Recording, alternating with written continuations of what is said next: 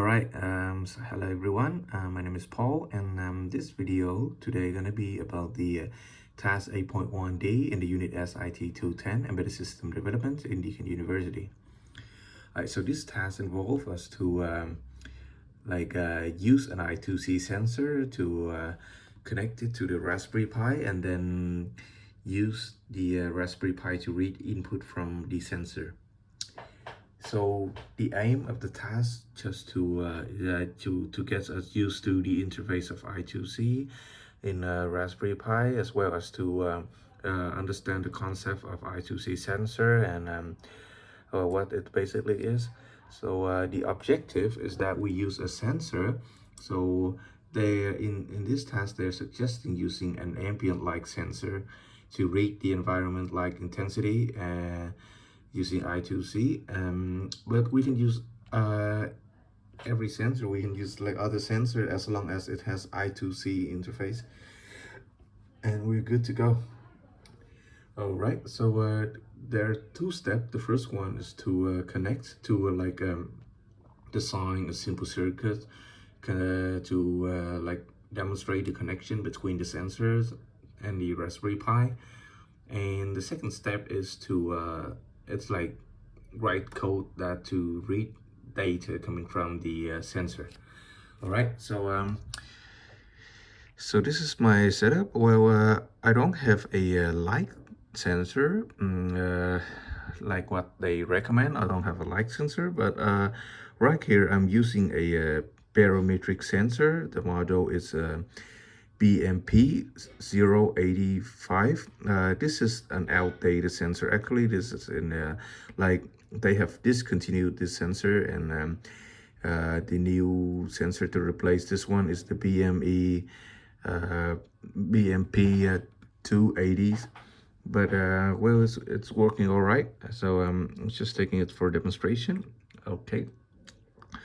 So the first thing to notice is that if you're using an I2C sensor, then you're gonna have the SCL and SDA pin. Like you can see right here, the two below pins right here is saying SCL and SDA. That tells that you're having an I2C sensor. And then you're gonna have a voltage in and then a ground pin. So you're gonna connect it to a Raspberry Pi. You can look up for Raspberry Pi pin out and then connect the pin accordingly. Oh, and I got one actually. Let me pull it up real quick for you guys. So hold on. All right, so as you can see right here, this is my Raspberry. This is the Raspberry pin out. Hold up, it is okay. So this is the Raspberry Pi pin out, and 3.3 V 3.3 power is gonna be right on the top side right here. So this is a 3.3 V. Yeah, and then next thing is the SDA and SCL pins, which is GPIO 2 and 3 accordingly, and then the ground pin. So SDA is GPIO 2, which is right next to the 3.3 V. So right here I got SDA is my yellow wires. So yellow wires right here, and they go right up on the red wire, which is the 3.3 volts. Following that is the orange wire, which is the SCL. Yep, orange is the SCL, you can see right here. And then the ground pin. Yeah, so that is the wiring. Okay, and now let's go straight to how we use the sensor in the Raspberry Pi. Okay, so I'm gonna show you. Oh yeah, there's an important notice before using any I2C sensor in the Raspberry Pi is that you have to enable I2C interface in your Raspberry Pis. Otherwise, it won't work. The Raspberry Pi won't recognize your sensor. So to enable the interface, you have to click in this Raspberry Pi logo right here, and then you look for reference, go for Raspberry Pi configuration, right click on this, and then you'll be taken to a tab. Oh wait, let me drag it all the way here. Okay, you're taken to this tab, which is Raspberry Pi configuration. Okay, then you click to the interface tab right here, and then the second line gonna be the V and I mean like the fourth the fourth option right here is going to be I2C. So you have to enable this one right here on. You have to enable it on in order to connect and use any I2C sensor you're having. Otherwise, they won't be recognized from the Raspberry Pi. Yep. So once you enable this, the Raspberry Pi gonna prompt you to like rebooting the device. Just reboot it, and then you're good to go. Okay, and now another thing is, how do you make sure that your sensor is your I2C sensor is connected properly? All right, so right now I'm gonna unplug it. I'm gonna unplug it, just a few pins. Yeah, I'm gonna unplug it, and then, yep, so I have unplugged it, and let's see how do we test the connection of the I2C sensor. Okay, so after you have enabled the I2C connection like I have shown below before, so you need to open a terminal and then type this command in. It's called I2C detect, I2C detect -y, and then number 1. So number 1 right here is represent the SM bus of your Raspberry Pi. So if you're using a Raspberry Pi Model 3B Plus or Raspberry Pi 4 or both, which is no both yet, Raspberry Pi 3 or 4, then the bus will be 1. They'll always be 1. Yeah, and if you're using a Raspberry Pi 3 or Raspberry Pi 2 or below that, then the bus is gonna be 0. Okay, so you press this command, enter. It will display you a table right here, including table numbers from 0 to alphabet F, and then you got double dash on every rows and every columns in this table. So this table right here is actually it tells you the I2C interface. It tells you the address of all sensors that are being connected to the Raspberry Pi. So as you can see here, there is nothing show up. Well, if something show up, then you're gonna see it's the double dash right here gonna change.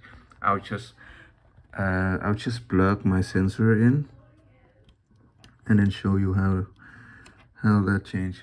Okay, so so this is the table before, right after I have unplugged my sensor, which is like nothing happened yet. And then after I have plugged my sensor, and then I'm just gonna type this command, the same command again, and boom, we got something showed up different from this table up here. Is the number 77 right here. So what this number stand for? This number is the address of your I2C sensor. So an important notice is that if you're using an I2C sensor, they'll always come with their identical address. So and then you can use this interface. You can use this command to grab their address to later put it in the code and to read this data coming from that specific address. So every other sensor, like this tilt sensor right here, or other sensor, if they're I2C sensor, they'll have a unique address. You can find their address in the documents, or you can just find them right here by using this I2C detect command, and then if any number show up, then that is your address. You're gonna put that number in the hex code. Okay, so let me show you my code real quick.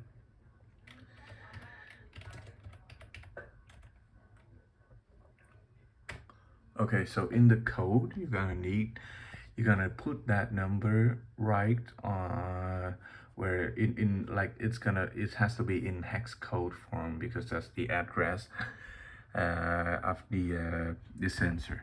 So you put it in. So in my case, I'm initialize a class and then put the address in there.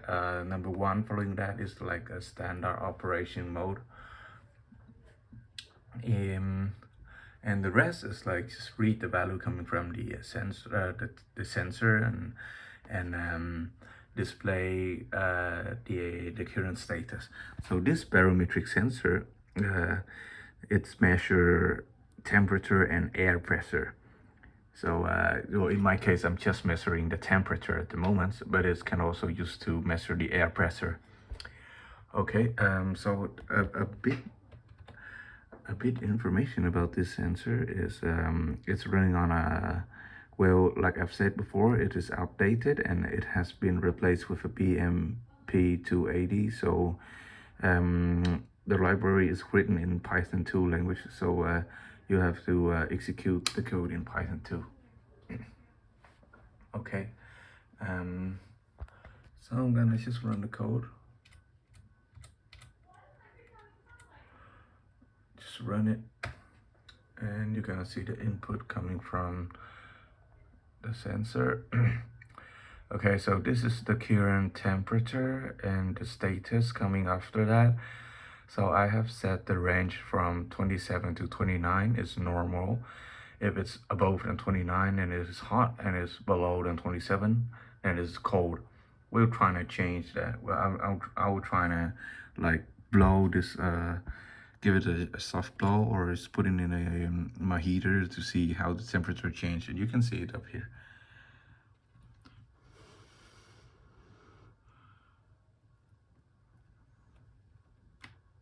Okay, so you can see it has been hot right here. It's a bit hot because I've just blow hot air into it. So the temperature has changed to 29.6 Celsius degree, and it's got hot right there.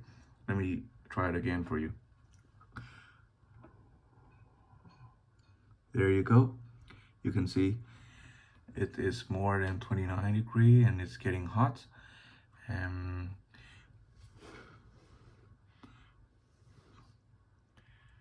Yeah, that's it. It's kind of hard for me to test it in the cold conditions since I don't have any ice around me. But yeah, that's how it is. Thank you for listening.